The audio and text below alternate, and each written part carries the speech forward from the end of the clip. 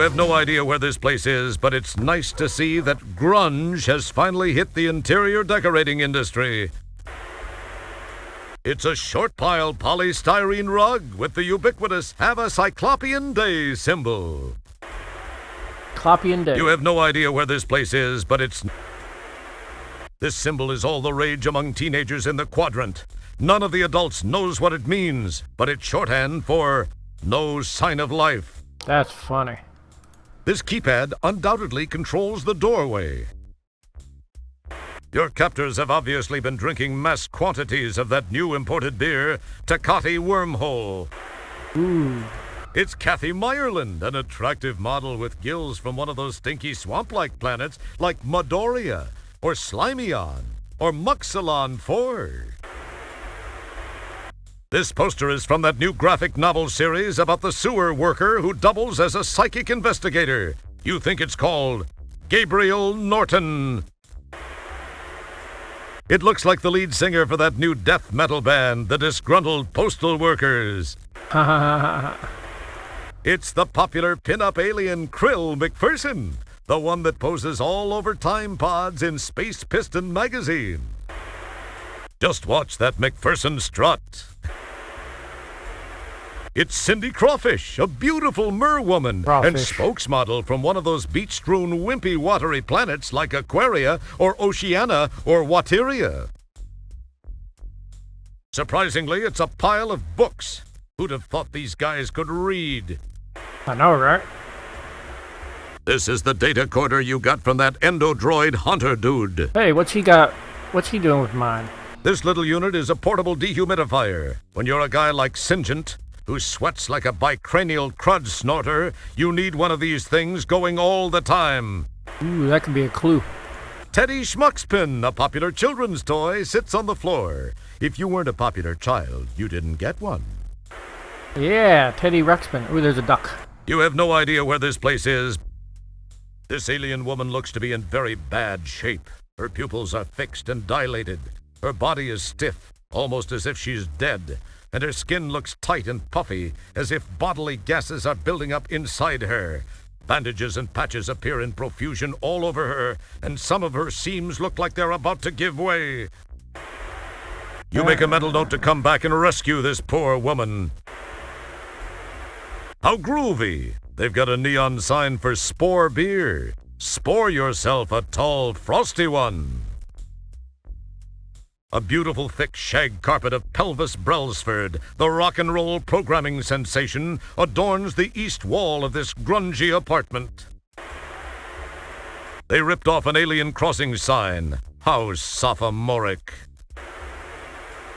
Due to the planetary location of this unit, it can't keep a steady picture for very long. And as is universally known, the local cable company will get around to fixing it at their convenience.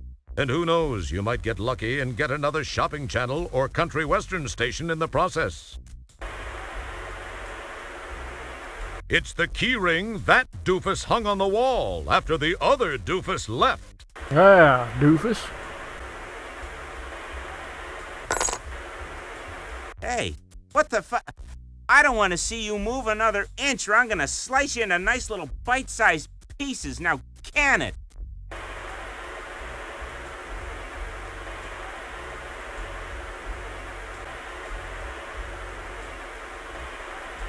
You are now a proud nail owner.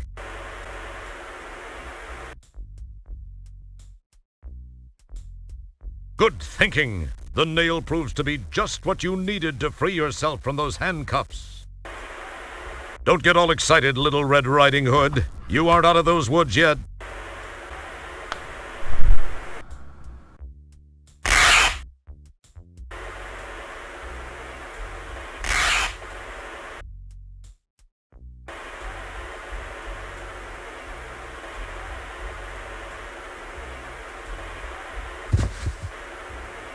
You carefully lay the rug on the floor. Even though you were never known for your interior decorating talents, you feel very satisfied with the location you have chosen.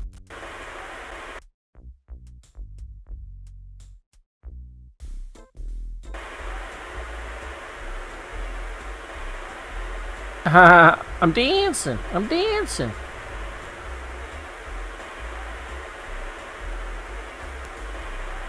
Your body is now carrying a nice static charge.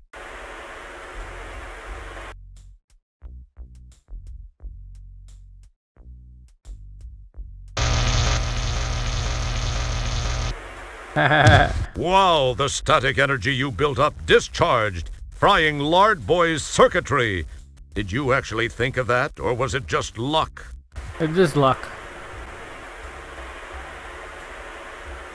Smooth move. You've got his keyring. Woohoo!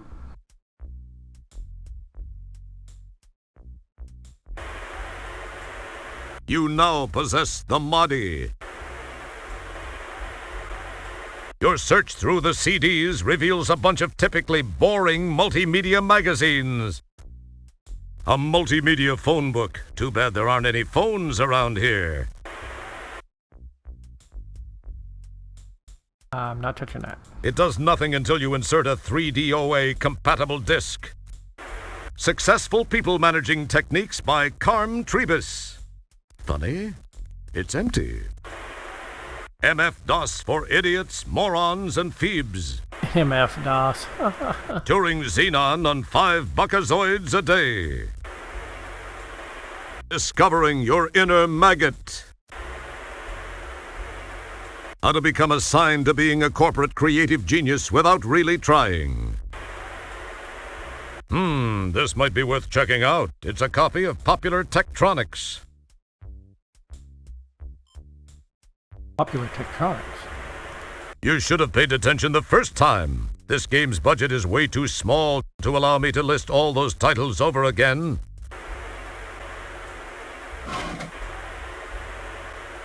Table of content, data corner, home, beacon, fast, email.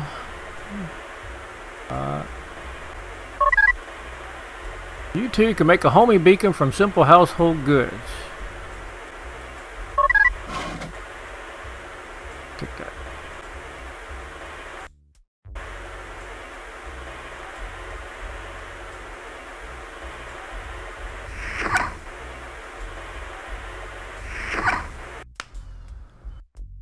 Well, well, well, the worm is out of the hole. So, you have to ask yourself, do I feel lucky? Well, do I, punk? You rummage around in the box to look for something useful, but all you find is an almost complete set of line dancing in zero-G daddies. Only Volume 2, the Achy Breaky, appears to be missing. I wanted the achy breaky. You poke around and look for something useful, but since you're not exactly Mr. Subspace neurotransmitter repair guy, none of it appeals to you. You poke and prod amongst the Mahdi's until you find a Mahdi labeled churlish. Being intrigued by the word, you glom it. Incidentally, you might want to look up the word churlish before you do anything stupid. That's the churlish Mahdi I found in that box. The corner of the label in this Mahdi seems to be loose. Careful, combining those items might cause a rip in the space-time continuum, a tear in the very fabric of space itself. Or not. It looks vaguely like your hiney after it's been chewed out by your boss. Thinking it was the churlish Mahdi, he pops it in place.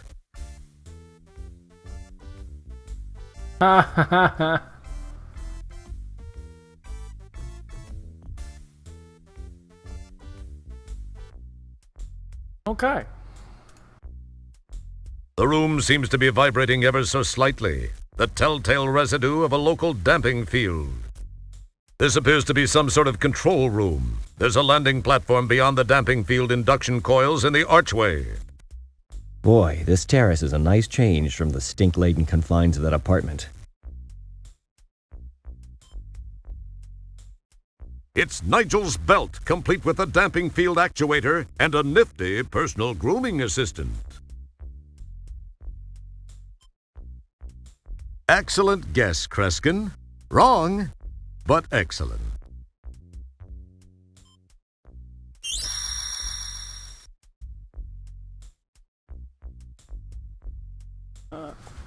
This button opens and closes the data coder's faceplate.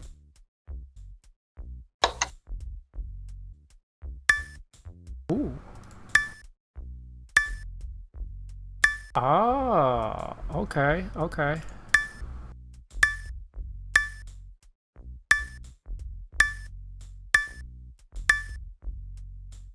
I see.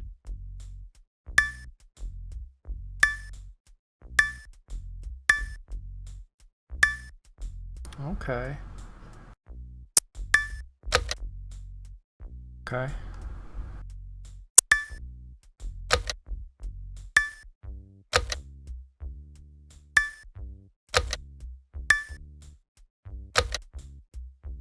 Uh-huh.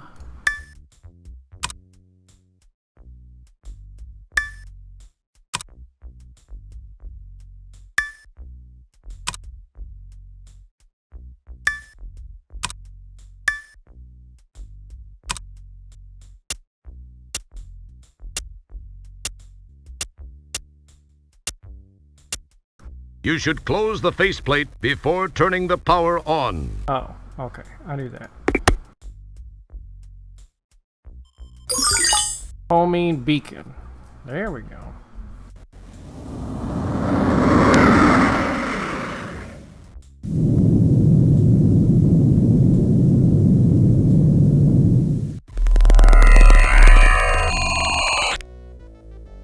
Hey! Here's your fish!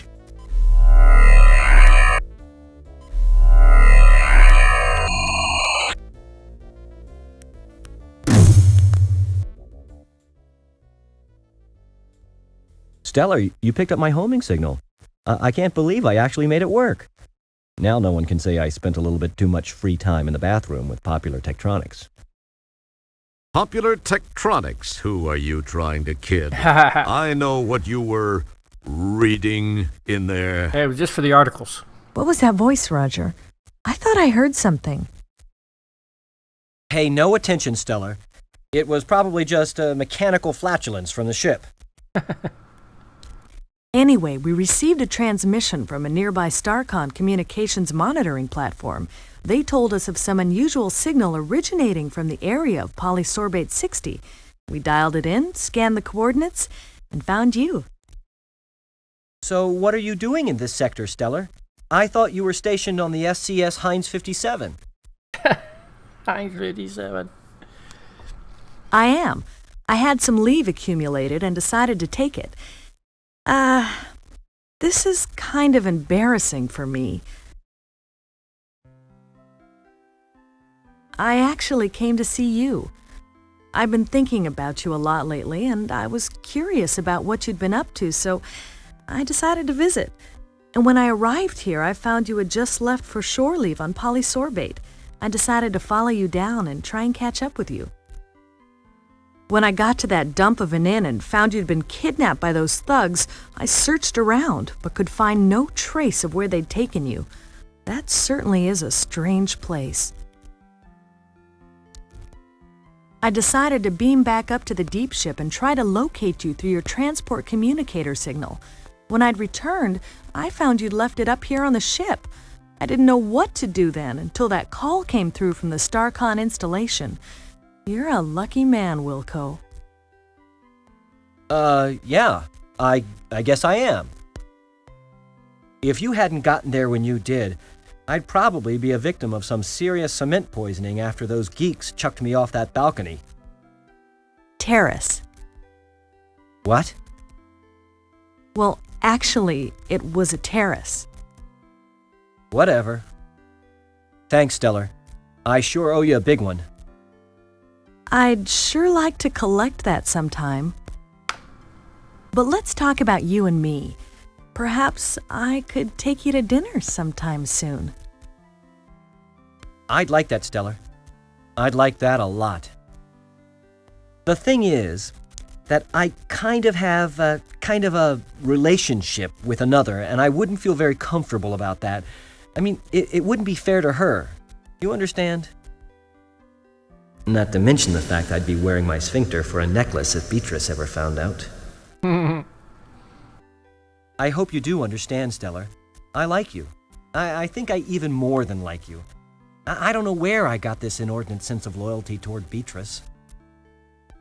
I believe the word that explains that is fear. Pound sand, pal.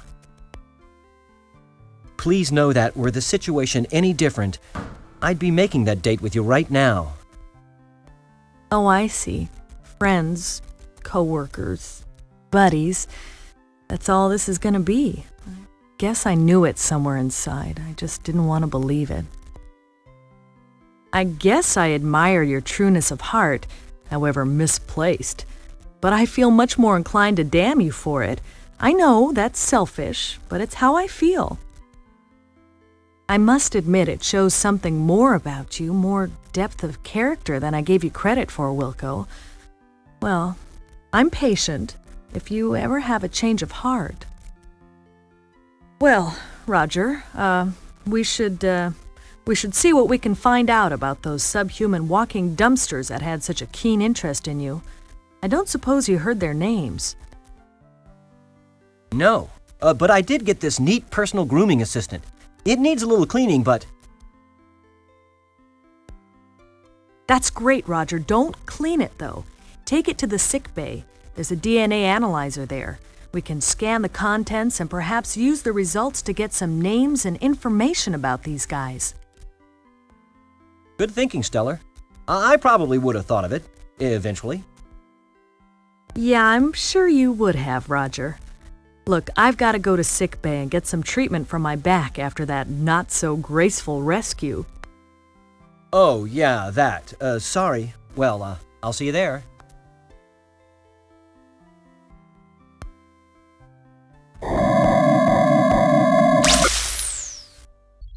Commander, I am receiving a message from StarCon.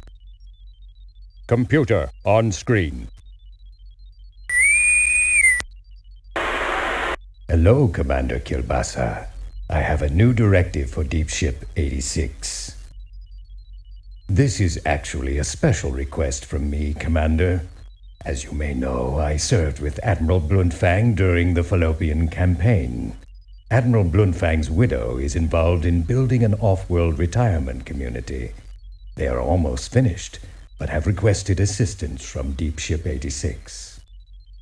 Commander, please extend her every courtesy. You know, if things go well, this would not look too bad in your personnel file. I will let Sharpay, the Admiral's widow, explain further.